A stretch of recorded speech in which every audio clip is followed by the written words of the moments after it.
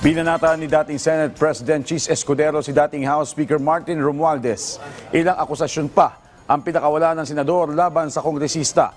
Bumwelta din si Representative Romualdez at tinawag na DDS script ang talumpati ni Escudero. Si Daniel Manalasta sa detalye. Ako, Ginoong Pangulo, hindi ako kakampi ni Martin Romualdez. Kaya lalabanan ko siya at lahat ng panglilinlang niya.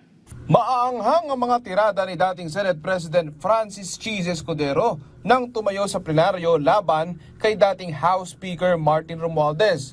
Habang nagtatalumpati, tiyempo namang nandoon si Vice President Sara Duterte dahil sa pagdinig ng panukalang budget ng Office of the Vice President para sa susunod na taon.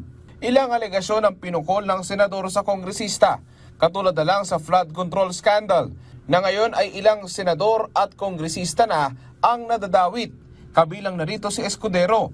Sabi ng senador, isa itong script na ang lalamanin umano ay ipitin ang ilang DPWH officials, pakantahin at magbanggit ng senador, habang pagtakpan daw ang mga kongresista. Isang tao lamang, Ginoong Pangulo, ang nasa likod ng script at sarswelang ito.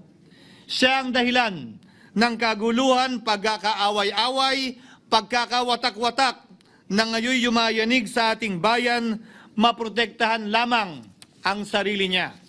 Bakit tila sa Kamara, dito mismo sa Senado at sa ilang media ay hindi pa din nila kayang sambitin ang pangalan niya?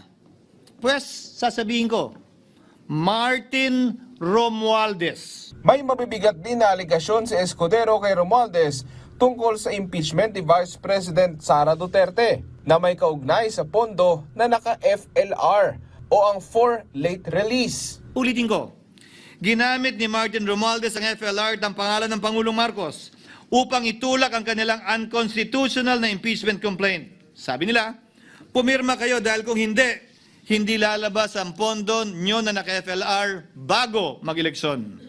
Subalit, Ginoong Pangulo, hindi ito umubra.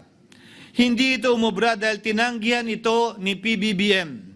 Sinabi niyang walang ganyang uri ng usapan. At sinabi niyang hindi niya gagawin yon.